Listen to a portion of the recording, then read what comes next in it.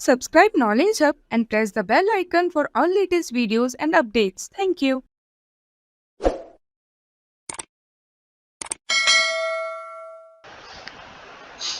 Hello friends, आप सभी का हमारे चैनल नॉलेज हब पर स्वागत है। आज हम जानेंगे कुछ इम्पोर्टेंट फुल फॉर्म्स के बारे में जो आपके एग्जाम्स के लिए बहुत इम्पोर्टेंट है और ये फुल फॉर्म्स बार बार आपके एग्जाम्स में पूछी जाती है। इसलिए फ्रेंड्स वीडियो को ध्यान से सुनिएगा और एंड तक देखना सो डैट इनसे रिलेटेड क्वेश्चंस आपके एग्जाम्स में आ जाए तो इनमें से आपका एक भी सवाल गलत ना हो। तो चलिए फ्रेंड्स, बिना देरी किए शुरू करते हैं। हमारा पहला क्वेश्चन है, MICR में आर का पूर्ण रूप क्या है? मतलब MICR में आर की फुल फॉर्म क्या है? तो जल्दी से फ्रेंड्स बता दीजिए इसमें आर की फुल फॉर्म क्या होगी। तो फ्रेंड्स इसका सही आंसर है ऑप्शन नंबर ए, रिकॉग्निशन। आइए जानते हैं। MICR जिसकी फुल फॉर्म है मैग्नेटिक इंक कैरेक्टर रिकॉग्निशन। ये एक टेक्निक है जिसका उपयोग कागजी दस्तावेजों की वैधता या मौलिकता को सत्यापित करने के लिए किया जाता है, विशेष रूप से चेक में। इस तकनीक का उपयोग मुख्य रूप से बैंकिंग उद्योग द्वारा किया जाता है। तो चलिए फ्रेंड्स, अब हमारे अगले प्रश्न की ओर चलते हैं। हमारा अगला प्रश्न है, भीम यूपीआई के संदर्भ में भीम में आई का अर्थ क्या है? तो फ्रेंड्स इसमें आई का मीनिंग क्या होगा? जल्दी से सोचिए और आंसर बताइए।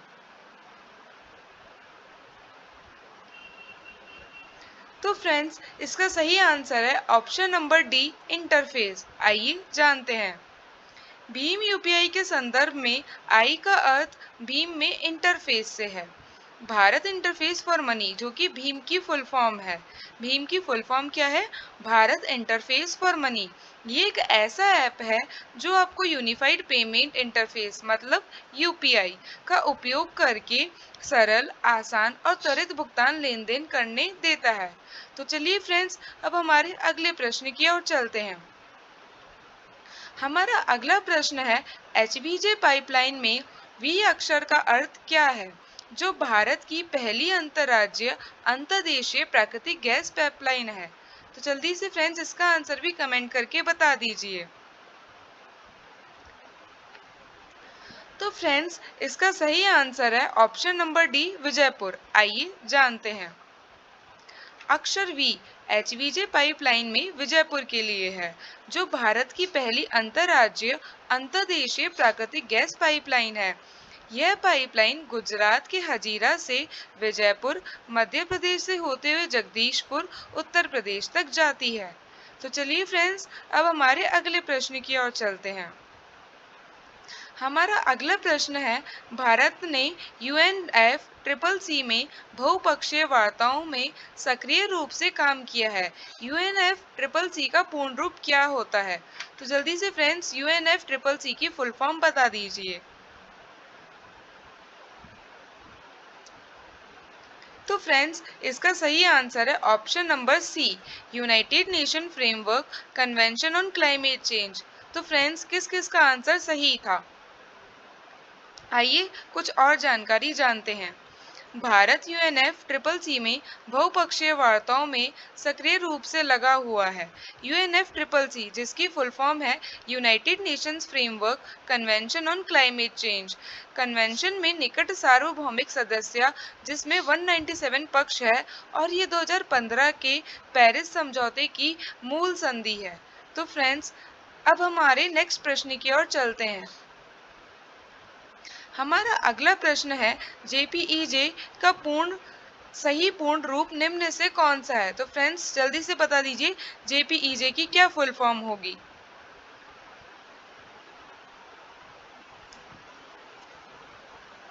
तो फ्रेंड्स इसका सही आंसर है option number B, Joint Photographic Experts Group. आइए जानते हैं JPEJ की फुल फॉर्म क्या है? Joint Photographic Experts Group. चलिए फ्रेंड्स अब हमारे अगले प्रश्न की ओर चलते हैं। हमारा अगला प्रश्न है, DASD में अ का क्या परिभाषा है? तो जल्दी से फ्रेंड्स इसमें ए का मतलब क्या है? जल्दी से बता दीजिए।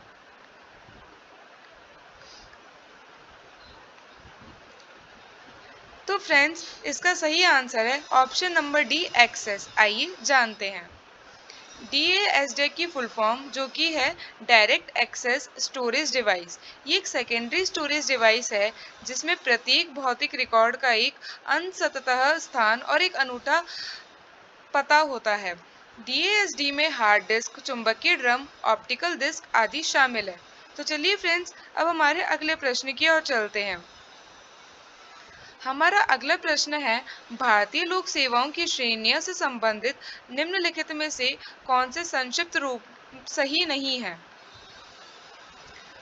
तो फ्रेंड्स इसका आंसर जल्दी से कमेंट करके बता दीजिए।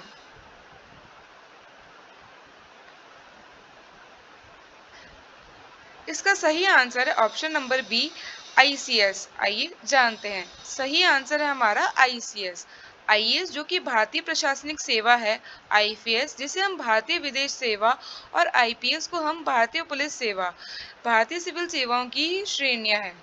तो चलिए फ्रेंड्स अब हमारे अगले प्रश्न की ओर चलते हैं। हमारा अगला प्रश्न है, बैंकिंग क्षेत्र के संदर्भ में IFSC में F का अर्थ क्या होता है। तो चलिए फ्रेंड्स जल्दी से बता दीजिए इसमें F की फुल फॉर्म क्या होगी। तो फ्रेंड्स इसका सही आंसर है ऑप्शन नंबर डी फाइनेंशियल। आइए जानते हैं। IFSC का अर्थ क्या है। Indian financial system code. ये एक 11 अंकों का अल्फान्यूमेरिक कोड है जिसका उपयोग केंद्रीय बैंक द्वारा राष्ट्रीय इलेक्ट्रॉनिक फंड ट्रांसफर, जिसे हम नेफ्ट कहते हैं, नेटवर्क के भीतर बैंक शाखाओं की विशिष्ट पहचान के लिए किया जाता है। तो चलिए फ्रेंड्स अब हमारे अगले प्रश्न की ओर चलते हैं। हमारा अगला प्रश्न है, नीति आयोग के संदर्भ में नीति में टी का अर्थ क्या है। तो चलिए फ्रेंड्स इसमें टी की फुल फॉर्म क्या होगी जल्दी से बताइए।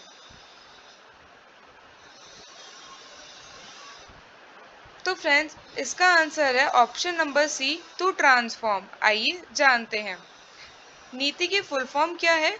National Institution for Transforming India, जिसे नीति आयोग भी कहा जाता है। इसका गठन 1 जनवरी 2015 को केंद्रीय मंत्रिमंडल के एक प्रस्ताव के माध्यम से किया गया था। नीति आयोग भारत सरकार की प्रमुख नीति थिंक टैंक है जो दिशात्मक और नीति इनपुट दोनों प्रदान करती है। तो चलिए फ्रेंड्स अब हमारे नेक्स्ट प्रश्न की ओर चलते हैं। हमारा अगला प्रश्न है, इंटेक का पूर्ण रूप है। तो चलिए फ्रेंड्स इसमें इंटेक की फुल फॉर्म क्या होगी जल्दी से बता दीजिए।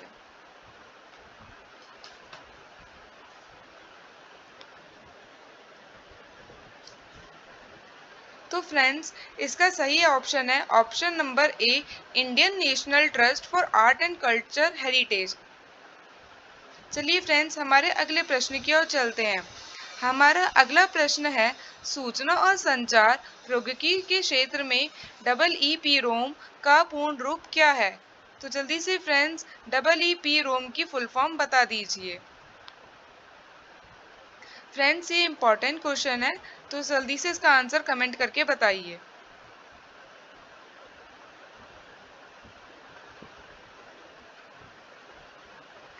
तो फ्रेंड्स इसका सही आंसर है option number A electrically erasable programmable read only memory. आइए जानते हैं। EEPROM का अर्थ है electrically erasable program read only memory और एक प्रकार की एक गैर चलन मेमोरी है जिसका उपयोग कंप्यूटर में किया जाता है। स्मार्ट कार्ड और रिमोट कीलेस सिस्टम के लिए माइक्रो कंट्रोलर में एकीकृत किया गया है और अन्य इलेक्ट्रॉनिक उपकरणों में अपेक्षाकृत कम मात्रा में डेटा संग्रहित किया जाता है। तो चलिए फ्रेंड्स अब हमारे अगले प्रश्न की ओर चलते हैं। हमारा अगला प्रश्न है, क्लाउड कंप्यूटिंग के संदर्भ में पास का पूर्ण रूप क्या है। तो जल्दी से फ्रेंड्स पास की फुल फॉर्म बता दीजिए। तो फ्रेंड्स इसका सही आंसर है option number D platform as a service. आइए जानते हैं। पास, जिसे हम प्लेटफॉर्म एज अ सर्विस के रूप में जानते हैं। ये एक क्लाउड कंप्यूटिंग मॉडल है जिसमें एक तृतीय पक्ष प्रदाता हार्डवेयर और सॉफ्टवेयर उपकरण वितरित करता है। आमतौर पर वे इंटरनेट पर उपयोगकर्ताओं के लिए अनुप्रयोग विकास के लिए आवश्यक होते हैं। एक पास प्रदाता हार्डवेयर और सॉफ्टवेयर को अपने स्वयं के बुनियादी ढांचे पर होस्ट करता है। तो चलिए फ्रेंड्स, अब हमारे अगले प्रश्न की ओर चलते हैं। हमारा अगला प्रश्न है, आईटी सेवाओं के संदर्भ में बीसीपी का पूर्ण रूप क्या है? चलिए फ्रेंड्स, इसका आंसर जल्दी से बताइए।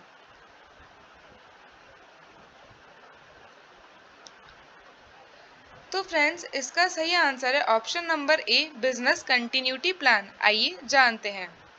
बिजनेस कंटिन्यूटी प्लान, जिसे हम बीसीपी कहते हैं शॉर्ट फॉर्म में, ये एक प्रक्रिया है जिसे कंपनी प्राकृतिक आपदाओं या साइबर हमलों जैसे संभावित खतरों से रोकथाम और वसूली प्रणाली बनाने के लिए गुजारती है। बीसीपी को कर्मियों और संपत्तियों की सुरक्षा के लिए डिजाइन किया गया है। ये सुनिश्चित करता है कि आपदा आने पर वे जल्दी से कार्य कर सके। तो फ्रेंड्स, ये थे हमारे आज के कुछ प्रश्न। आई होप आपको वीडियो अच्छी लगी होगी, और अगर आपको वीडियो अच्छी लगी तो प्लीज़ वीडियो को लाइक कर दें और ऐसे इंपॉर्टेंट वीडियोस पाने के लिए चैनल को सब्सक्राइब कर दें। हम आपके लिए ऐसे ही और टॉपिक्स पर डेली वीडियोस लाते रहेंगे। तो फ्रेंड्स, जल्दी से इस चैनल को सब्सक्राइब कर नोटिफिकेशन को ऑन कर ले। थैंक यू फ्रेंड्स, मिलते हैं नेक्स्ट वीडियो में, तब तक के लिए बाय बाय।